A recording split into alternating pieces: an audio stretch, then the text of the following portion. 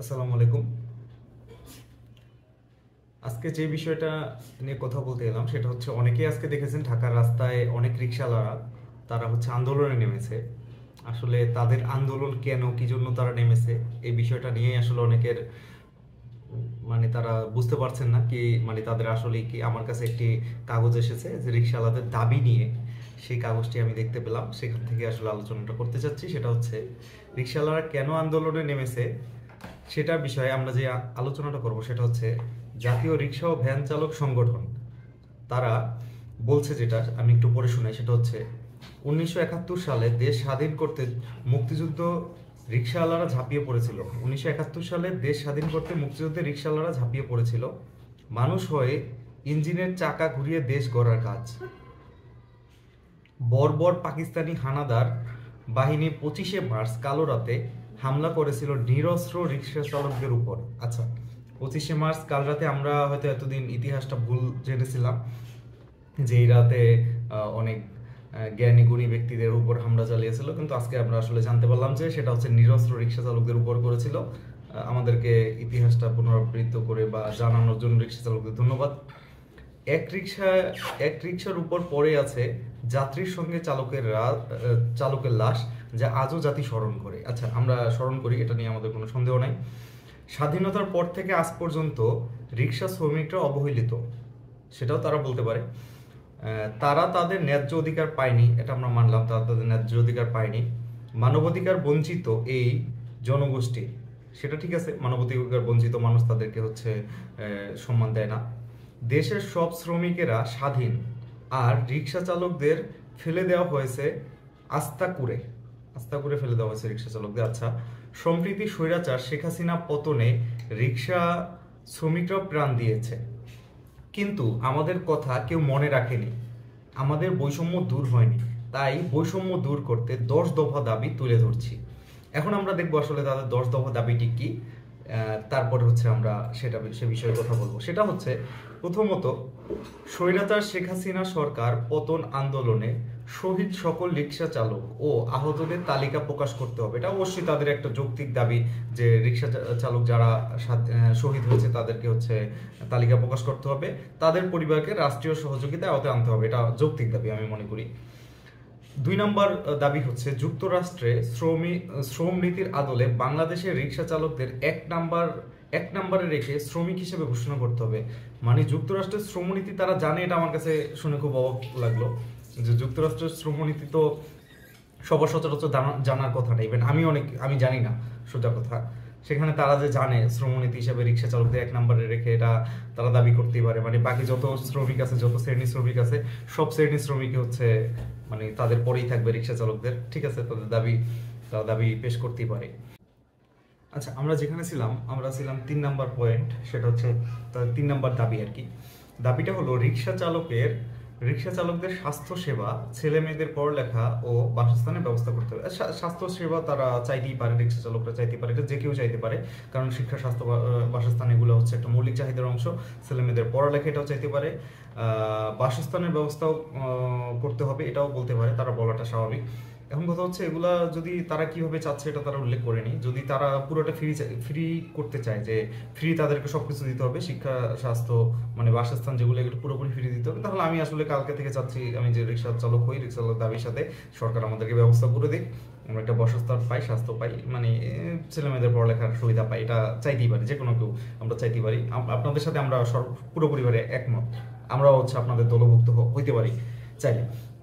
এই সেক্টরে 4 নম্বর দাবি হচ্ছে, এই সেক্টর অনুপ্রবেশ বন্ধ করতে হবে এবং কর্মের সময়সীমা নির্ধারণ করতে হবে। কেন ভাই, এই সেক্টর অনুপ্রবেশ বন্ধ বলতে এটা কি ঠেকাতে পারবেন আপনি? এটা তো আপনার বন্ধ করতে হবে। যে আপনি অনুপ্রবেশ বলতে কি বোঝাতে চান আসলে?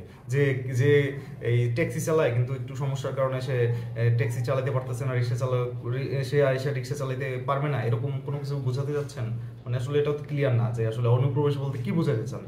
অথবা কেউ ভালো কোনো চাকরি করে, চাকরিটা হারাইছে, এখন রিক্সা চালাতে পারবে না সে, এরকম যদি হয়, এটা আসলে আমার বোধগম্য না বিষয়টা।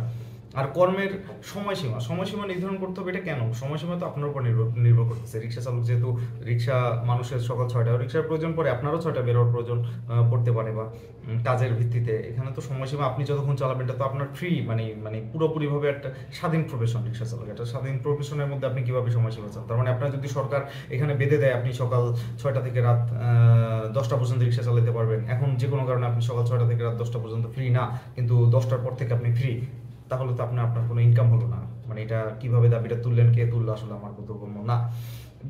5 নম্বর দাবি হচ্ছে বয়স্ক চালকদের দ্রুত পুনর্বাসনের আওতায় আনতে হবে। এটা আমি একমত এই দাবির সাথে। দ্রুত পুনর্বাসন, বয়স্ক যারা চালক আছে, অনেক আছে 60+ যারা লোক আছে যারা রিক্সা চালায়, তাদের রিক্সা অনেকে উঠতে চায় না, তাদেরকে যেমন বৃদ্ধ ভাতা যেরকম দেওয়া হয় সেরকম একটা ভাতার ব্যবস্থা করলে এটা খারাপ হয় না, তাদের জন্য সুবিধা হয়, কারণ তারা রিক্সা চালিয়ে আসলে খুব বেশি কিছু করতে পারে না।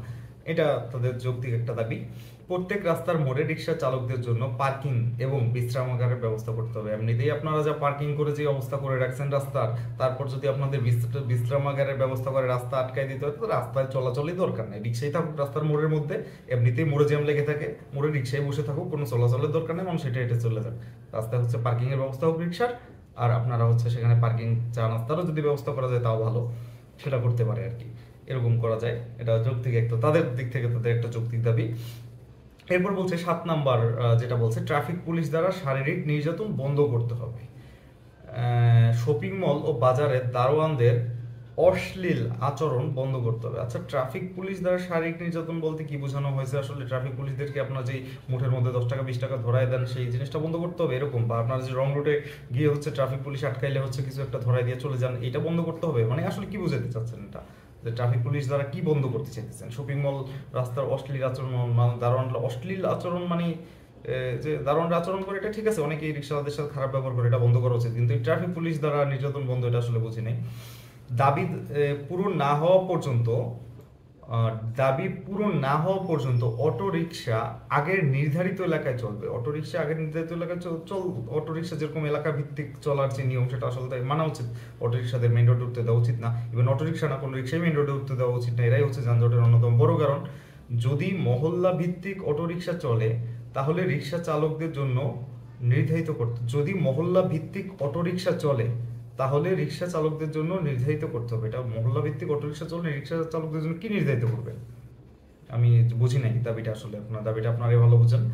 এরপরে 9 নম্বর দাবি, যেটা রাস্তার বাম পাশ ভালোভাবে মেরামত করতে হবে। রাস্তার বাম পাশ ভালোভাবে মেরামত কেন করতে হবে? রাস্তা তো পুরো রাস্তায় মেরামত করা উচিত, অনেক রাস্তা অনেক ভাঙা, তাহলে শুধু বাম পাশের কথা আপনি কেন বলতেছেন? আপনারা কি কখনো বাম পাশ দিয়ে চলাফেরা করেন?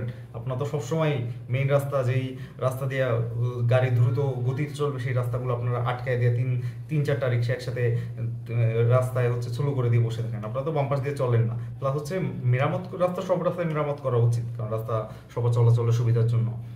এরপরে বলা হয়েছে 10 নম্বর দাবি, স্বাধীন দেশ সংস্কার কাজে রিক্সা চালকদের সঙ্গে আলোচনা করতে হবে।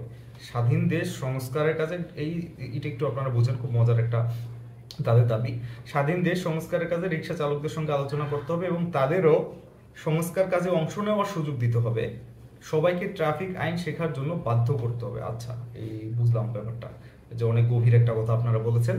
আপনাদের হয়তো অনেক বড় কোনো সংগঠন থাকতে পারে, যে অনেক বড় মাথাওয়ালা লোক থাকতে পারে, তারাও বলছে, তারাই হয়তো বা আপনারা নির্ধারণ করে ব্যাপারটা। প্রথমত এতটুকু যদি বুঝেন, স্বাধীন দেশ সংস্কার কাজে রিক্সা চালকদের সঙ্গে আলোচনা করতে হবে এবং তাদেরকে রাষ্ট্র সংস্কার কাজে নেওয়ার সুযোগ, মানে সংস্কার কাজে অংশ নেওয়ার সুযোগ দিতে হবে। তার মানে আমি এটা দ্বারা যতটুকু বুঝতে পারছি, আপনারা হয়তো বা সড়ক পরিবহনের যেই মন্ত্রণালয়টা, এটা হচ্ছে আপনারা চাচ্ছেন, বা এই মন্ত্রণালয়ের আপনারা চাচ্ছেন যে এই মন্ত্রণালয়ের মন্ত্রী হোক বা হচ্ছে উপদেষ্টা হোক, সেটা হচ্ছে আপনাদের রিক্সা চালকদের মধ্যে থেকে হোক, এইরকম একটা দাবি আপনারা হয়তো পেশ করতে চাচ্ছেন, বা কর্মসংস্থান বিষয়ক কোনো মন্ত্রণালয়ের দায়িত্ব আপনারা চাচ্ছেন এই দেশ সংস্কারের কাজের জন্য। এটা আপনারা চাইতে পারেন, আপনাদের জন্য এটা চাওয়াটা অস্বাভাবিক কিছু না।